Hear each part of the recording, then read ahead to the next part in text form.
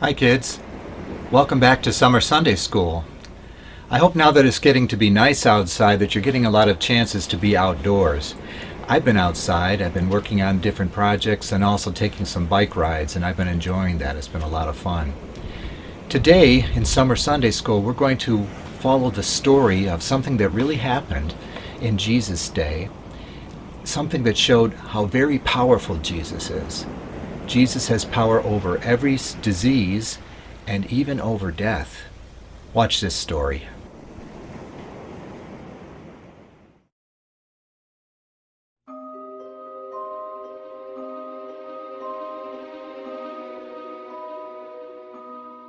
The home of Mary, Martha, and their brother Lazarus was usually a happy place, but on this day there was sadness and stillness in their home in the village of Bethany.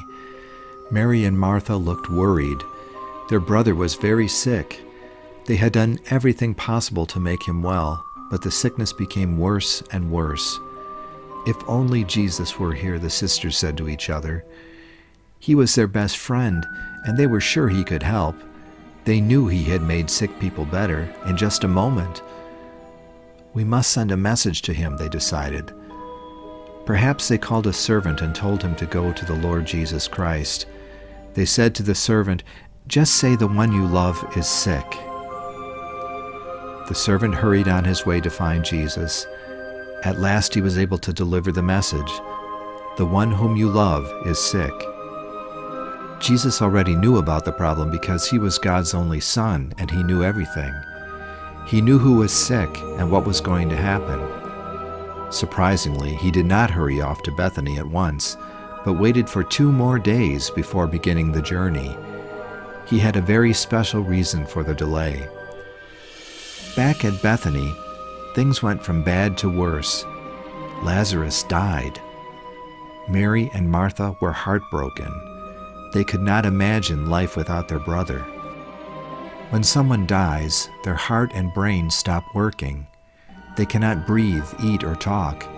Their body is dead. After death, the real person, their soul, meets God. Many friends came to Mary and Martha's home to share their sadness. Of course, they couldn't take away their sorrow. Lazarus was dead, and no one could bring him back to the sisters. Then the news came that their friend, Jesus, was outside the village. Martha hurried to meet him. Martha was convinced that things would have been different had Jesus come earlier.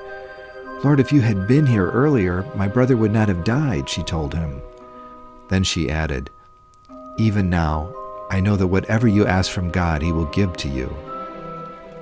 Jesus said, "I am the resurrection and the life. He who believes in me, though he may die, yet shall he live." What did he mean? Resurrection means coming back to life. He was saying that he could bring people back to life. He also said that he is the life. He is the one who gives life forever with God. Martha understood that too. She told the Lord of her faith in him. "I believe you are the Christ, the Son of God, who was to come into the world." Then she turned and hurried home. She slipped quietly into the room where Mary and her friends were sitting. "Mary," Martha whispered, "the Master has come and is asking for you." Mary hurried out to meet the Lord. Her friends noticed her leaving and followed, thinking that she had gone to weep at her brother's grave. Yes, she was weeping, but it was as she kneeled at the feet of Jesus. "Lord, if you had been here, my brother would not have died," she cried. She seemed to think he had come too late, and she was very sad. The friends who stood around her cried too. Jesus looked around at their sadness and was troubled. "Where have you put Lazarus' body?" he asked. "Lord, come and see," they answered. As the people led him towards the grave, Jesus wept. Although he was God, he was also a man. He understood and shared their sorrow, and he is still like that. He is in heaven today, but he understands us very well. The people saw him cry. "See how much he loved Lazarus," they remarked. They led Jesus to Lazarus' grave. It was a cave, a hole in a rock. A large stone lay against the door to close the grave. The people waited quietly to see what Jesus would do. What could he do for a dead man, they wondered. "Take away the stone," the Lord Jesus commanded. "Lord," cried Martha, trying to stop him from opening the grave. "By this time Lazarus' body is rotting away. It will smell, for he has been buried for 4 days. Didn't I promise that if you would believe me, you would see the glory of God?" he reminded her. He meant that Martha would see God's great power. They took away the stone from the grave entrance. Then the Lord looked upwards and said, "Father, I thank you that you have heard me. I know you always hear me, but I say this for the sake of these people here, that they might believe that you sent me." Then he shouted with a loud voice, "Lazarus, come out!" Anyone in the crowd could have shouted those words, but only Jesus could raise a dead person. There was a movement in the cave. Lazarus got up. Perhaps he stumbled towards the entrance. The silent crowd was amazed and fearful of the strange sight. Lazarus stood before them alive. His body was wrapped with strips of cloth from head to foot. Another piece of cloth was fastened around his face. Everyone could see that the man who had been dead was alive. Jesus had power over death. "Take off the grave clothes and let him go," he told the people who were still staring at Lazarus. Mary and Martha were overjoyed as they saw their brother alive. He could walk. He could talk. They would never forget this exciting day. Some of the Jews who saw what happened put their faith in the Lord Jesus that day. When they believed in him, he made them ready to live with God forever. He changed their lives.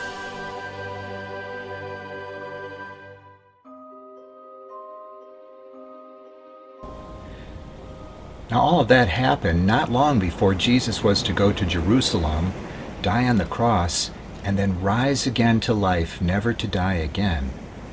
And I think that the reason that this story happened so close to that time was so that his disciples and other people who knew and loved him would remember that Jesus is the one who has power of life, and that he can even raise the dead, which he promised he will do at the last day. I have here some books that show different times in my life. These are like scrapbooks of pictures that were put together. The first pictures here are from when I was very young and living at home with my mother, my father, and my brother. And we had friends, and we went to school, and that time seemed to go on for a long time. In fact, it seemed like it would never end. But then eventually, one day, I got to be old enough to finally go off to college and to start learning about how to serve God in a church.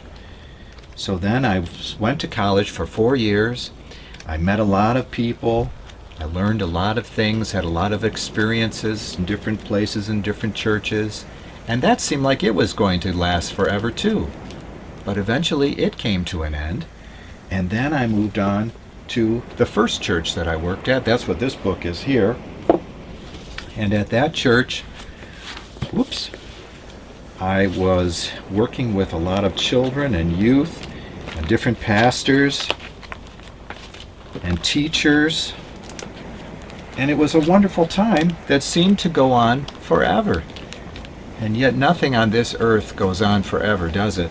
The time eventually came when it was time for me to come to Asbury and to work with you right here at this church. The reason that I'm bringing this up is because I want to show you that in all of our lives, God has many wonderful experiences for us, many things that we learn from, many people that we meet as we grow up and as we learn more and more about living with Him and for Him. But the time finally comes when we go to be with Him in heaven. And we don't have to be afraid of that time. It's just another time, like all these other times were. And Jesus has promised, "Never will I leave you. Never will I forsake you." That means that when it's our time to go to be with Him in heaven, Jesus will be right there helping us and encouraging us and comforting us so that we don't ever have to be afraid, not in life or in death. So I hope you all have a wonderful week, another wonderful summer week. Go outside and enjoy it.